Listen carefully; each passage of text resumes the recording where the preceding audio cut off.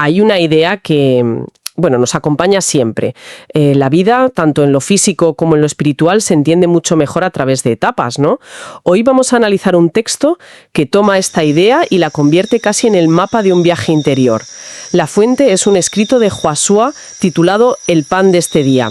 Nuestra misión aquí es desgranar ese paralelismo tan potente que traza el autor entre la vida humana y la vida cristiana, y se centra en 3 fases que a todos nos resultan familiares: el engendramiento, el natalicio y el crecimiento. Pero ojo, no como conceptos abstractos. No, para nada. Son eventos reales, con consecuencias muy tangibles. De hecho, el autor nos lanza directamente al corazón del asunto con su punto de partida. Cita a 1 Corintios. Ah, sí. Dice: «Os di a beber leche y no vianda, porque aún no erais capaces». Es que es casi la tesis de todo el escrito. Claro. No se trata solo de empezar el camino, sino de qué te estás alimentando para poder crecer. La nutrición, digamos, lo es todo. Totalmente de acuerdo. Pues venga, vamos a desgranarlo. Empecemos por la primera fase, que él llama el engendramiento. Suena muy biológico, pero él insiste en que en el plano espiritual el origen no es físico. Exacto. Dice que se encuentra en el propósito, en el pensamiento de Dios. Y eso es fascinante. Sí, porque conecta el pensamiento con la realidad. Se apoya en un proverbio muy antiguo, Proverbios 23:7, que dice algo así como: «Porque cuál es su pensamiento en su corazón, tal es él». O sea que todo nace primero como una intención. Eso es. La idea es que la concepción espiritual del creyente no es una reacción a algo que hayamos hecho, ni mucho menos una iniciativa nuestra. Es un acto deliberado que surge de la voluntad soberana de Dios. Vale, entiendo el punto del origen divino, pero para mucha gente la idea de que la voluntad humana no juega ningún papel en su propio comienzo espiritual es un concepto difícil, ¿no? Es un concepto duro, y el autor lo sabe. Por eso lo blinda por todos lados, de una forma casi sistemática. ¿Cómo lo hace? Pues primero usa el Evangelio de Juan, el capítulo 1, para anular cualquier origen terrenal.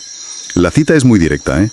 Dice que los creyentes nacen no de sangre, ni de voluntad de carne, ni de voluntad de varón, sino de Dios.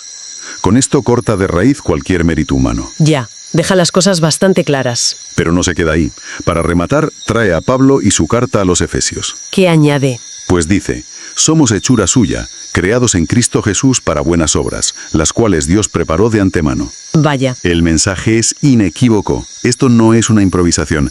Según el autor, es la arquitectura original de Dios. El ser humano no inicia absolutamente nada. Entendido. El origen es una intención divina, una pieza de arquitectura celestial, pero ¿cómo pasa esa intención a ser una realidad tangible en la vida de una persona? Eso nos lleva directos a la segunda etapa, el natalicio. Y aquí insiste en que no es una simple metáfora. Exacto. Y esa es una de sus afirmaciones más contundentes. Para él, el nacer de nuevo no es una forma poética de decir «he cambiado mi forma de pensar». Es un evento espiritual y real. Para defenderlo, va a la fuente, a las palabras de Jesús a Nicodemo en Juan.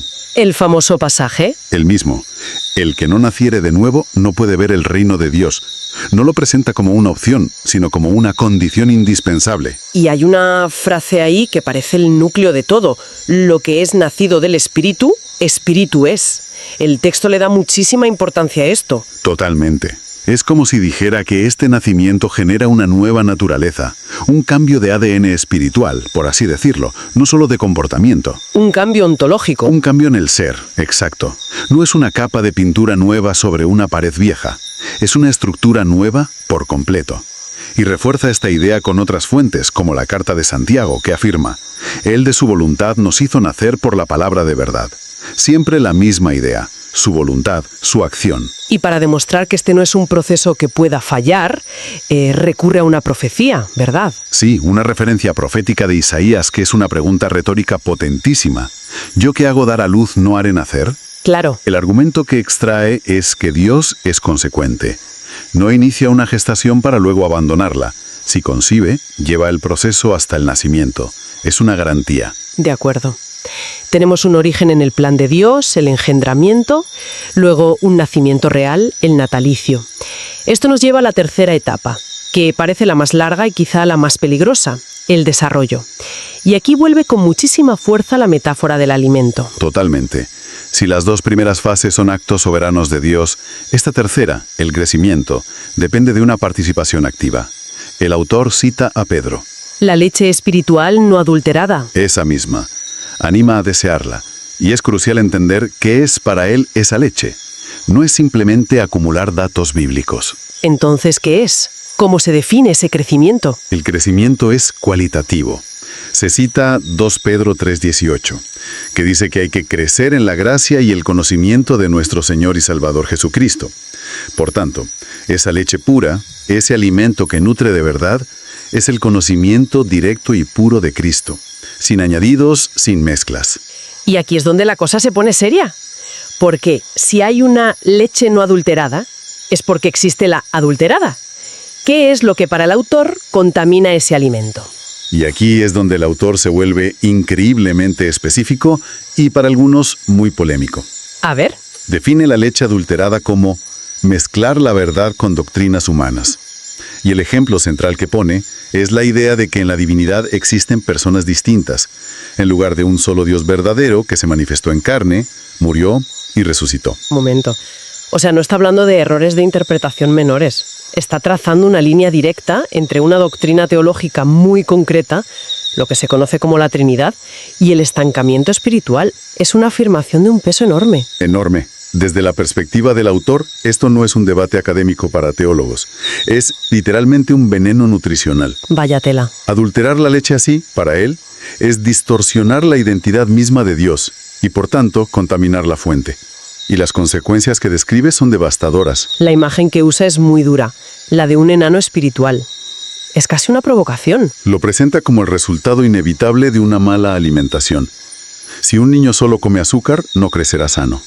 Su analogía es así de directa. Y el objetivo final se frustra. Claro, el objetivo es el que describe Pablo en Efesios 4:13. Alcanzar la medida de la estatura de la plenitud de Cristo. Permanecer como un enano espiritual significa no llegar nunca a ese potencial. Quedarse en una infancia perpetua. Exacto. Si ese es el veneno, el estancamiento, ¿cuál es el antídoto que ofrece el texto? ¿Cómo se asegura una de que está tomando la leche correcta? La solución que propone es tan directa como radical. La conexión ininterrumpida y pura con Cristo, a quien el autor se refiere siempre como la cabeza. Ajá. El crecimiento, según su análisis, no es algo que el creyente genera por sí mismo. Es algo que recibe.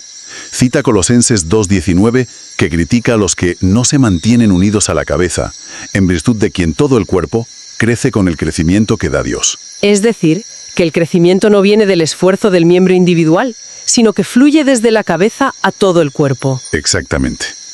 La energía, la nutrición, la dirección, todo emana de la cabeza. Si esa conexión se corta o se interfiere, el crecimiento se detiene. Entendido. Pero entonces, si todo el crecimiento viene de la cabeza, ¿qué papel juega la comunidad, el resto del cuerpo? ¿Somos solo receptores pasivos? Es una pregunta muy pertinente. Y el autor lo aborda con otra cita de Efesios, del capítulo 4. Describe un cuerpo bien concertado y unido entre sí, donde cada parte funciona porque recibe su impulso de la cabeza. O sea que la comunidad no genera el crecimiento. No, pero sí es el sistema a través del cual ese crecimiento se distribuye y se expresa. Cada miembro, al estar sanamente conectado a la cabeza, contribuye al resto. Pero la lógica del autor es férrea. Cualquier cosa que se interponga entre el creyente y la cabeza corta el flujo de nutrientes. Entonces, resumiendo el argumento, apartarse de Cristo como única cabeza condena al creyente a lo que él llama una perpetua infancia espiritual. Un estado de dependencia e inmadurez. Bien, repasemos el viaje. Primero, un origen que no está en nosotras, sino en el propósito de Dios, el engendramiento. Segundo, un nacimiento real, no simbólico, que cambia nuestra naturaleza, el natalicio.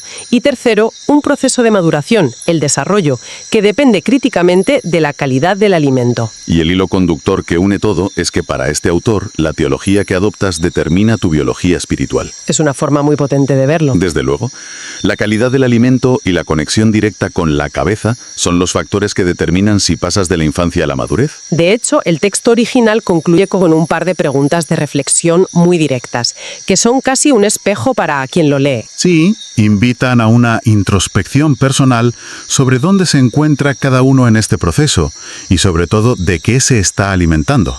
Y eso nos deja con una reflexión final que quizás trasciende el propio texto, ¿no? Yo creo que sí. En cualquier disciplina, en cualquier camino de desarrollo personal, sea intelectual, profesional o artístico, la pregunta sería, ¿cómo podemos identificar nuestras propias leches adulteradas? Buena pregunta. Es decir, ¿cómo distinguimos la información que realmente nutre y fomenta un crecimiento robusto de aquella que, aunque parezca conocimiento, solo genera ruido? O nos mantiene estancados. Exacto. En una cómoda pero limitante etapa infantil. ¿Cuál es la cabeza en nuestro propio campo de desarrollo? ¿Y estamos realmente conectados a ella?